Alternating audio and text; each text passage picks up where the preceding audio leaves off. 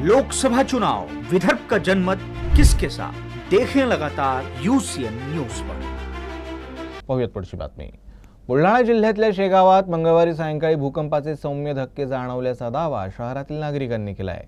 सायंकाळी 6:17 हा धक्का अनेकांना जाणवला आहे। शेगाव शहरातील रेल्वे स्थानक परिसरातील सरकारी फैल भागात हा धक्का जाणवला आहे।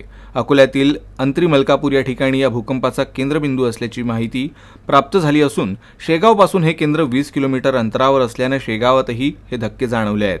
अकोला जिल्ह्यातील बाळापूर तालुक्यातही 2.9 रिक्टर स्केलचा सौम्य झटका जाणवलाय। बाळापूर तालुक्यातील अंतरी मलकापूर इथं भूकंपाचं केंद्र असल्याची माहिती आहे। मात्र नागरिकांनी घाबरून न जाण्याचं आवाहन जिल्हा प्रशासनाकडून करण्यात आलं आहे। तर कुठल्याही नुकसानीची अद्याप कुठलीही बातमी नाही आहे। या संदर्भात शेगावचे तहसीलदार दीपक बाजड यांनी अधिक माहिती दिली आहे।